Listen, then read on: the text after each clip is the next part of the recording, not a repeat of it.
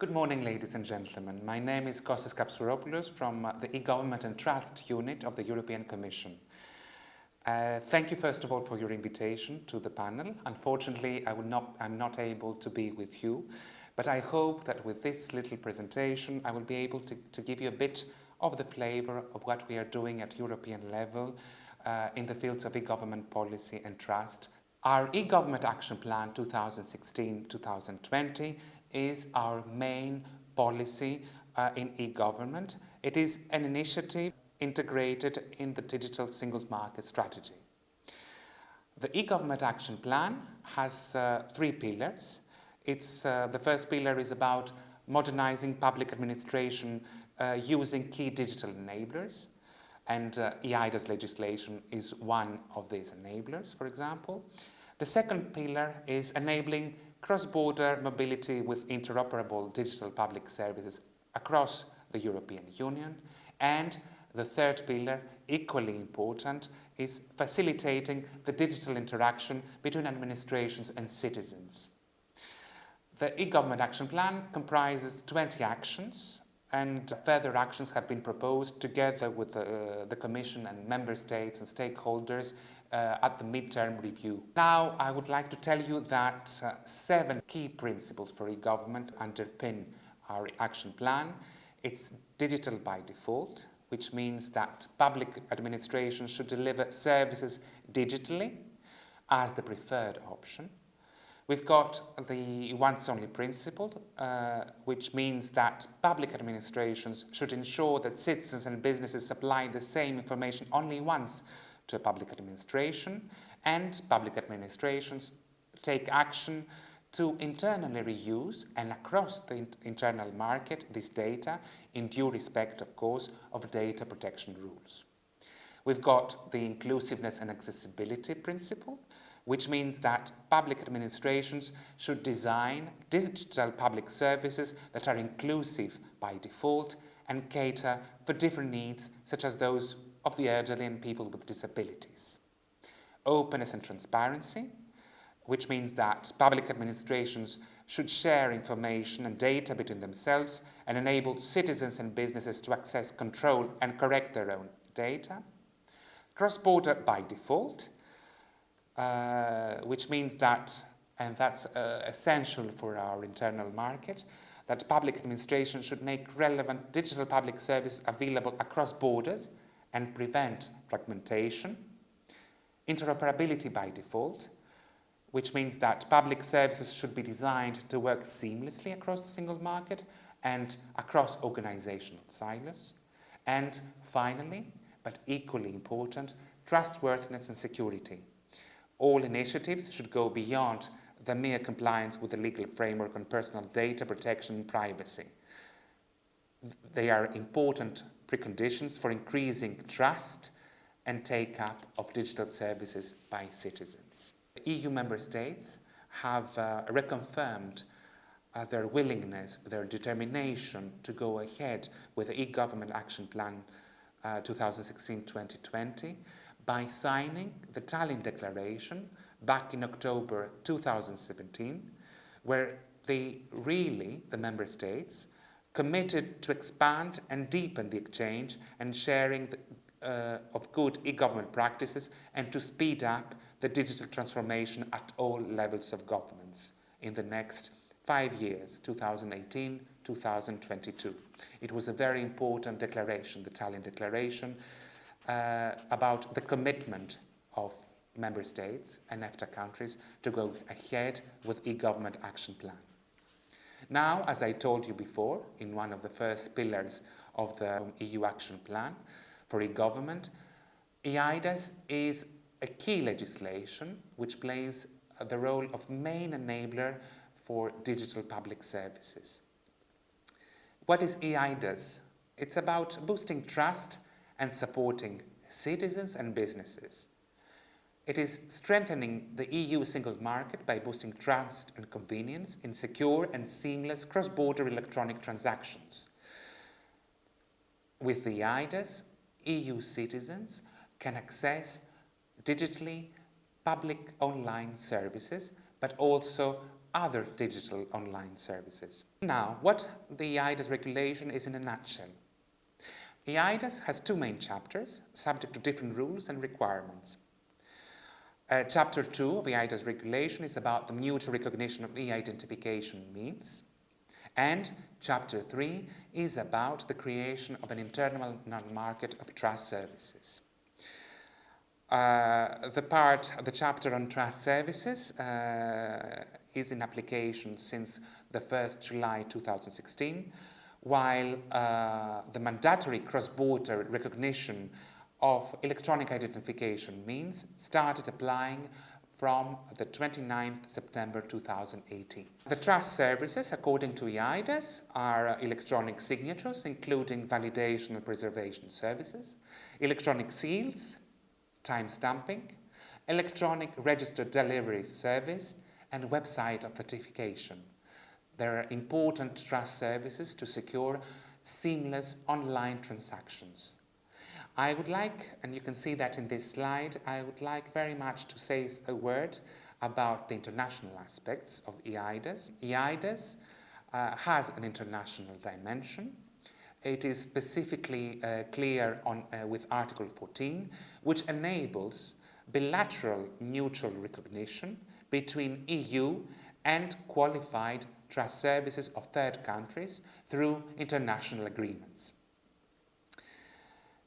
I am very, very happy to tell you that the trust services market is a growing market. We have up to now 277 trust service providers around Europe and the European Economic Area, and 177 are already certified qualified trust service providers. Now, I would like to mention where eIDAS plays a role, especially the electronic identification part. So, eIDAS is a piece of legislation which is included in an integrated approach of the European Union. So, eIDAS plays a role in preventing anti-money laundering according to the Anti-Money Laundering Directive 5. It's crucial for the implementation of Payment Service Directive 2. It makes operational the once only principle at cross-border, which is one of the key principles which has been implemented with the legislation of the Single Digital Gateway. eIDAS plays a role on digital onboarding. People can open companies around Europe using their electronic identification schemes under eIDAS. eIDAS can help also in tackling online information. It is an important element for compliance with GDPR and can help also protect minors, for example, in accordance with the Directive on Audiovisual Media Service. So eIDAS can play an horizontal role in many parts of the legislation building trust in our digital single market. In order to achieve mutual recognition of electronic identity schemes around Europe, a member state has to notify its identity schemes, electronic identity schemes, to the European Commission and to other member states. This is called peer review, and it takes place in the cooperation network. Up to now, Germany, Italy, Spain, Luxembourg, Estonia, Croatia, Belgium, Portugal, United Kingdom, Czech Republic and Netherlands have completed their notification process. And Latvia, Belgium, Slovakia and DK are either in the peer review process or have just initiated the peer review by pre-notifying their electronic identity schemes. So up to now, we can say that 63% of the EU population is covered by notified or pre-notified electronic identity schemes according to eIDAS. But we have some challenges ahead of us. And these challenges is optimizing the eIDAS trust model. We need to continue monitoring efficiently the eIDAS enforcement in the member states. We have, and we are doing that also internally in the Commission and in other policy initiatives of the Commission, to streamline EIDAS and e-government principles in other relevant Commission initiatives by working closer with other Director Generals of the European Commission. We promote incentives for better take-up of EIDAS by the private sector, because EIDAS, as I told you, is not only about accessing public services, it makes also possible accessing all kinds of digital services.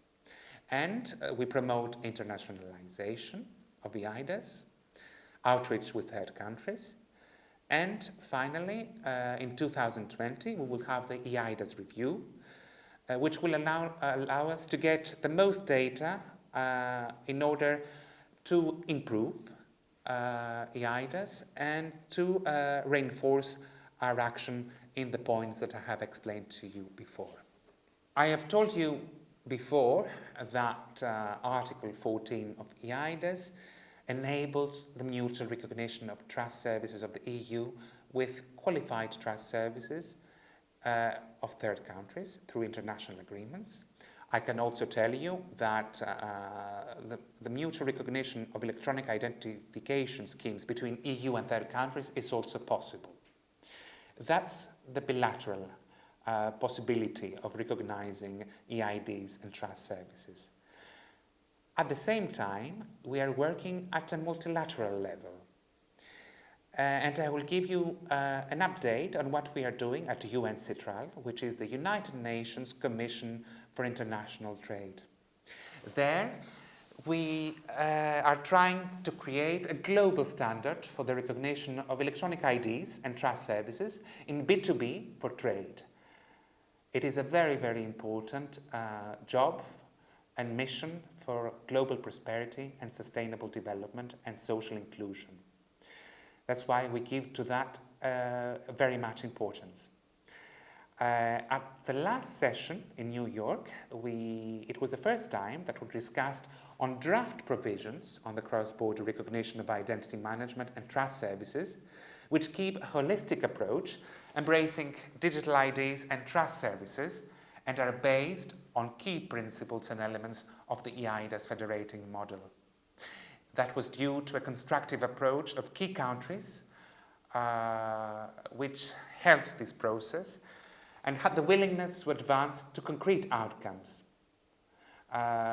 Together with the EU, the US, Canada, Japan, Russia, China, Singapore, for example, showed their determination to have concrete outcomes, and we're expecting this to take place perhaps in the next session in Vienna in November, where we'll have a revised text, with a view perhaps to have a final agreement in April 2020. But of course, our action is not finishing at what we are doing at the moment, at the state of play. We have already started our internal reflection about where we want to go after the EU Action Plan after 2020. That's why, at the moment, we have initiated an internal reflection to get us from e-government to digital government, because for us, digitization of processes is not only making paper-based processes electronic. Digital government is much more than that. So at the moment, we are taking stock of what we have achieved and elaborating on ideas and policies for the future, taking into account also that soon we'll have a new commission. At the same time, we give the necessary means, operational means, for our actions for the future. That's why in the next multi-annual framework, which is the future budget of the European Union for 2021-2027, there is a specific program about digital initiatives, the Digital Europe program. There, the European Commission has proposed 9.2 billion euros in total. There are 5 pillars in Digital Europe program, and 2 of them are highly relevant for e-government and e-IDAS. These are the cybersecurity and trust pillar, where we have proposed 2 billion euros, and the digital transformation and interoperability pillar, where we have proposed 1.3 billion euros. Of course, at the moment, we are looking forward to the outcome of the negotiations between the Member States, the Council, and the European Parliament in order to have the final amount of the allocated funds. I would like to direct you to this, in the following slide, to the following links where you can find, I hope and I think, very useful information about e-government and digital public services, our e-government action plan, the Tallinn Ministerial Declaration on e-government. We've got also a specific dedicated stakeholder engagement platform, and we have good practice cases that we share at a specific collaborative platform in JoinUp. We are collaborating with the Observatory of Public Sector Innovation of the OECD. We have prepared a quality of public administration toolbox for practitioners, where we share best practices from our member states of digital government.